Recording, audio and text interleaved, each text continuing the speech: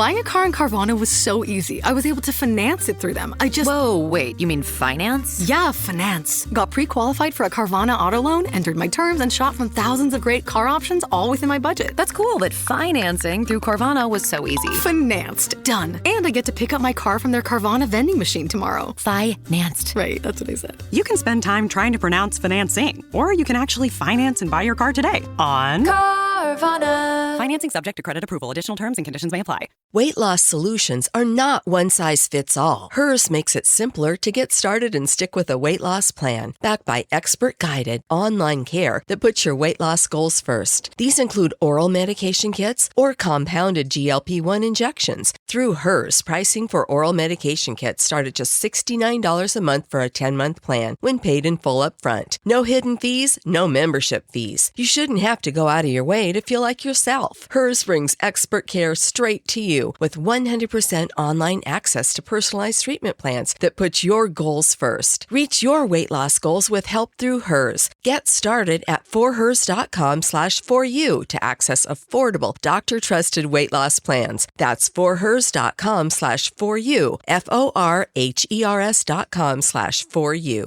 Paid for by Hims and Hers Health. Weight loss by Hers is not available everywhere. Compounded products are not FDA approved or verified for safety, effectiveness, or quality. Prescription required. Restrictions at forhers.com apply. This is Out Loud and Loud. Hey, John. Where are you coming from?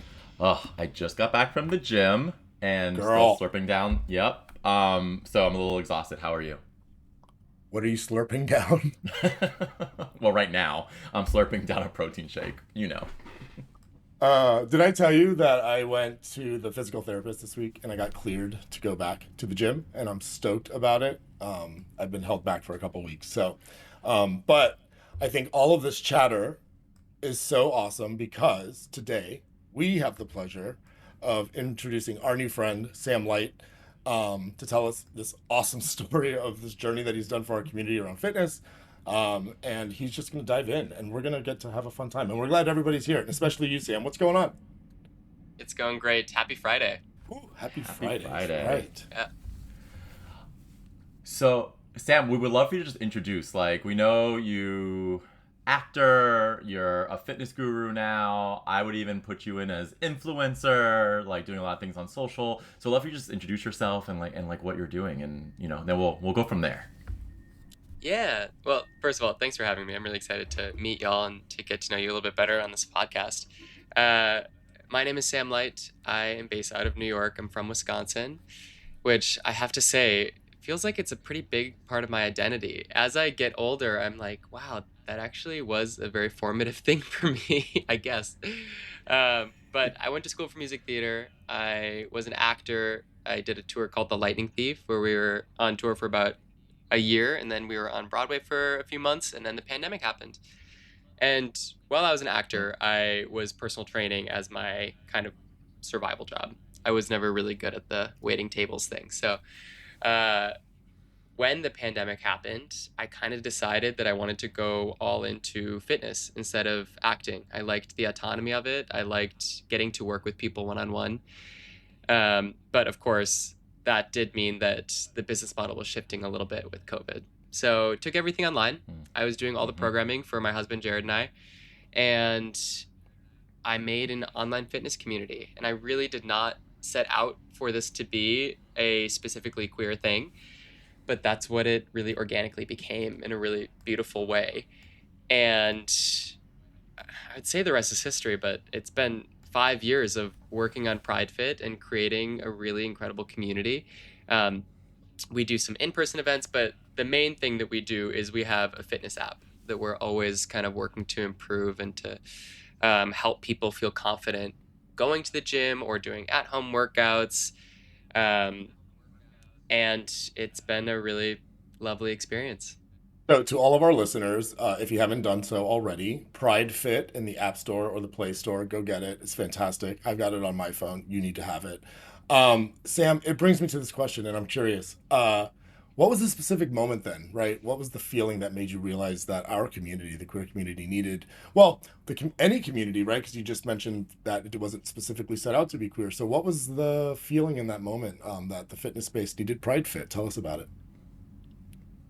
I think I grew up very much not feeling comfortable at the gym, not feeling comfortable on my sports teams. And that really did lead to me going to college and feeling like I needed to look like Hugh Jackman to be on Broadway. And so I was working out every single day. I was eating 5,000 calories a day. Nothing was really working for me. And I found pretty quickly that that was not a unique experience to me, that a lot of queer people don't feel comfortable in the gym space, don't feel comfortable on these sports teams. Um, and I really didn't like that that felt like it limited people from feeling like they could be healthy.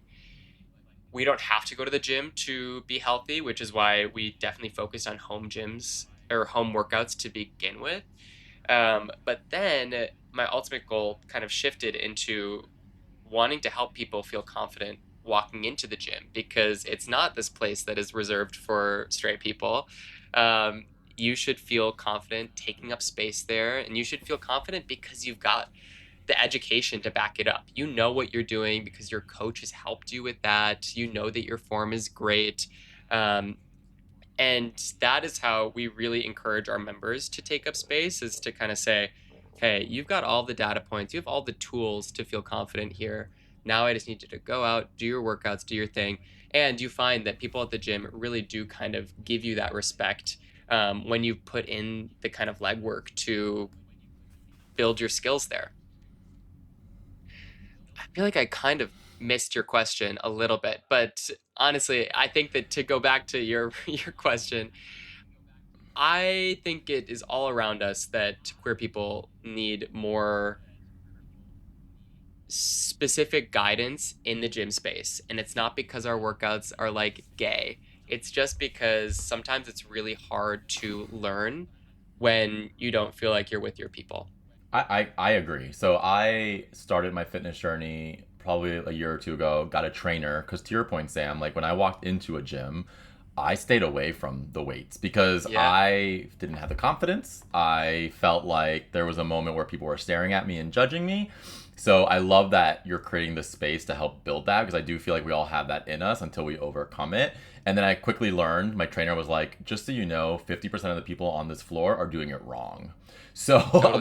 once I kind of learned that, understood that, I was just like, that changed the game. And so you actually mentioned at the beginning of like when you were growing up in sports and all of that stuff, and like the lack there of like, you know, confidence, I guess, especially us being queer, and there's reasons why we have, you know, we're so lack of confidence. But I think you've talked about historically like a bit of the bullying, especially being a gay in sports. And I would just like to understand like how this all, from like growing up in childhood, especially in Wisconsin, like what did that feel like? How did that experience kind of shape your relationship now with like your body and your own self-worth?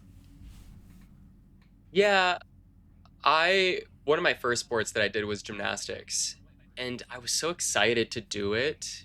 And I remember having a specific conversation with my mom in the car, because I had a carpool with some of my best friends going to school every day. And I remember saying to her, don't tell them that I'm in gymnastics. And I don't think that I had the vernacular to say because gymnastics seems gay, but I do think that I knew that gymnastics was associated with this feminine type of sport. And all of my friends were playing baseball and soccer and that kind of thing. And so I think from a very, very early age, I must have been cognizant that I didn't want to appear gay. And I really enjoyed physical tests, but I needed an outlet that was going to be conducive to me not being self-conscious all the time, which is definitely what I felt like for most of the sports that I played. When I played football in middle school for 2 years, and I felt like a fish out of water, not to mention that the people who I was playing with were just like the complete assholes of the time. Like they were like the people who were like, you can't come trick-or-treating with us because you're gay. Or like I've said this before, I had one of my middle school bullies would call me Sunshine from Remember the Titans. And I remember that really sticking with me, of just being like, I don't know what I can do to prove to you that I'm not gay. I was. But I, I remember that being a big part of my identity, trying to prove that I was not gay. You touch on this bullying aspect, and I know I was a child who was heavier set. My fitness journey seriously didn't begin until 2.5 years ago, where we've spoken about it here on the podcast. I've dropped 125 pounds. Wow. I did it Congratulations. naturally. No, thank you. I appreciate that, Sam. No slam to anybody out there who are using other means to losing weight, but I really needed to. I felt finally that I needed to understand my body, and I needed to understand how my body was working, food wise and moving, and I'd really like done some incredible work that I'm really proud of personally. But it had a lot of overcoming of mental capacities that were being cognitive levels that were being taken up in my mind, shame, bully, what other people thought about me, and then of course layering in just the nature of the gym being so intimidating for somebody who doesn't know what they're doing, right? I think there's a lot there. So thank you for all the work that you've done there. I will say this is a really important part of fitness that people don't really talk about enough. And that is that you're not really going to be making these sustainable habit shifts until you get to the root cause of why you haven't been able to in the past. So what you just touched on is so important. You coming to terms with emotionally and mentally what your roadblocks were, and facing them head on is the only way for you to start shifting those habits.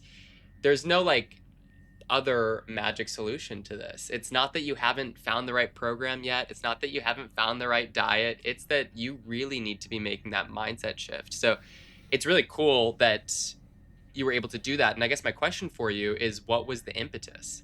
It was literally like a divorce. It felt like a divorce. And I made a promise to myself the moment that I realized that I was now embarking on my journey solo, that the next decade wasn't going to look like the last, and that there were things that I had been putting off that I needed to address. And I was right on the precipice of being 40.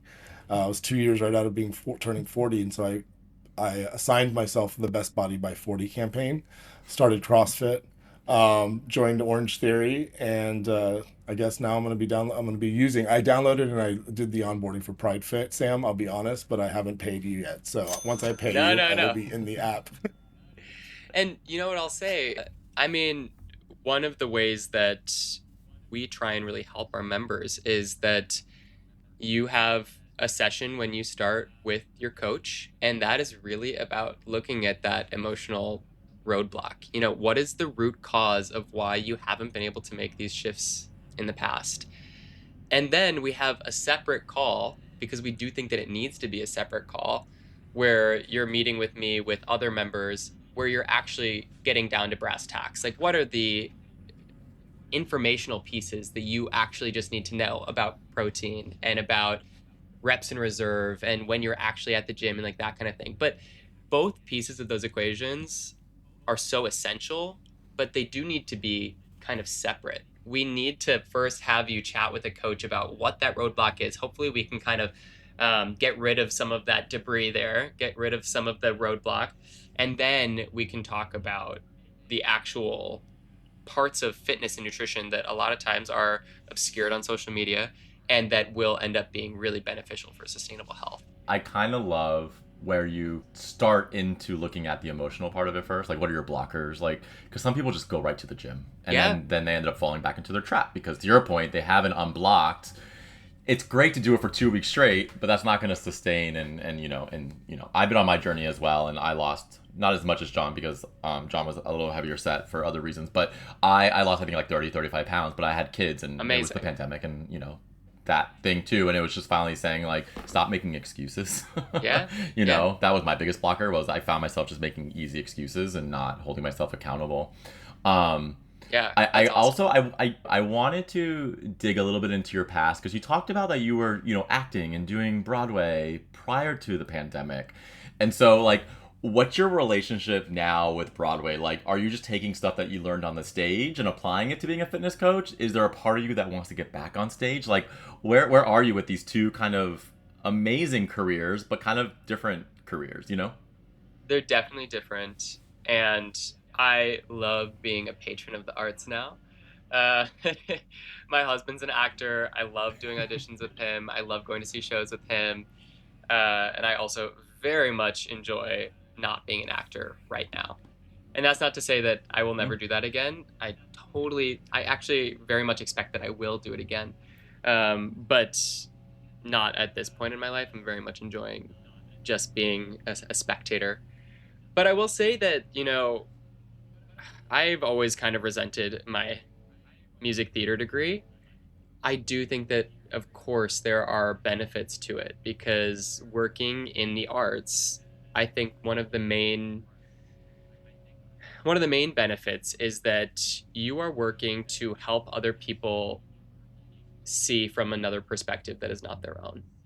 And I think that having a queer-owned business, that obviously is very important. We do a lot of advocacy in Pride Fit, just asking for equal rights and hopefully allowing for queer people to be able to, like we said, take up space at the gym, have accessibility to fitness and health. But then when we look at it, even in our community, I'm asking for people to take a different perspective when it comes to making sustainable habits. Because I think that we've been ingrained with this diet culture and we've been ingrained with how the gym is supposed to be. And very much like how a Broadway show is kind of asking you to question the way that you've always thought, we try and do the same thing at Pride Fit. I'm trying to make you question, why do you feel like you have to start a new diet again? Why do you feel like you have always been so averse to trying a CrossFit class or going to the gym? And so in that regard, I think that there's actually like a pretty strong correlation that I try and use because I love that the theater can make people change their mind, and I hope that we can do the same thing with Pride Fit. The fact that you just drew that parallel, right, about the between theater and the mindsets there, I also find there to be this interesting intersection where you have like remained a public figure, right? So like on the stage, you're telling stories that are from times past, whereas now you're sort of in the moment, advocating, business owning, supporting community through fitness journey. Um, I have to get a little private here. I'm curious. Being a public figure, like, I'm sure you get a very interesting private inbox on Instagram. Yeah. I have to dig and I have to ask, can you share with us like one of the most scandalous DMs you've ever gotten? You know what's so 'Cause interesting? I'm sure being a public figure, you have to like. And I like, sometimes I don't like talking about this because it makes me feel like a prude, but I think over the past 10 years of being on social media, I have really run the gamut in terms of what I've put out there and what I've decided not to put out there. My first experience on social media was like doing photo shoots in New York with photographers and posting like pictures in my underwear, right? And very quickly, I was like, oh, this feels so great that these gay men are giving me validation. That's amazing. And then it shifts to people feeling like that means that they have access to you and they deserve some kind of access to you, like almost as if you posted the picture, you're asking for it, which is fine. I think that, it's not how I would like it to be, but I see that that is the world that we live in. And it just made me very aware that if I don't want people to be sending me those messages or to be treating me that way, then the only thing I can control is what I put out there. And so that means that I really try and be positive on social media. I try not to be like deliberately argumentative or contrarian, even though there are tons of people's posts that I think are bullshit and that people are really doing the low-hanging fruit with the progress pictures and like health hacks and stuff like that. But I don't want to engage with that because that's not the energy that I want to bring back to my DMs. So as much as I would like to give you like an example of like the most risque thing, like what you are thinking is in my DMs has probably been in my DMs. I just really do mean it when I say I try and curtail that as much as possible because I don't enjoy that, Answer, yeah. Yeah, I mean, I think it's the right answer, right? Like, I think it's gonna happen. Like, your DMs are probably filled with a ton of dick pics that you don't even want to see. Totally. But at the Honestly, end of the day, they're and coming who your cares? way. Like, So I think don't, it's I don't like interesting. get offended by that. I'm like, Right. it's fine. But I'm not gonna engage with it. You It's know, like- like, I'm like, okay. Correct. Pull Yeah. your pants up, boys. Pull your pants And up. get to the gym. Get to the gym or get on your phones and download Pride Fit right now. That's so great. Sam, where can people follow you, find you? What's coming up that we can like make sure that we're telling everyone that's listening to this? Yeah, I mean, if you're in the tri-state area, we have live events all the time for Pride Fit, so definitely come to those. But like I said, the majority of what our Pride Fit team does is all virtual. So you can download Pride Fit in the App Store. You can find us on all social at Pride Fit. And yeah, definitely come meet a coach, get to know them. Hopefully that's a really good fit, and then they can help you build those sustainable habits. I'd love to have you as part of the community. Well, I know the next time I'm up there, me and Brian are going to book a run club, and we're going to be photographing it. No, I'm just kidding. We'll run. But speaking of which, I've got to run, Brian. And Sam, it was just excellent to see you today and meet you. Thank you for being here. It was Thanks, so great guys. meeting y'all. Thanks for having me. This was Out Loud and Laughing. We're available everywhere you get your podcasts: Spotify, Apple, YouTube, iHeart, or wherever.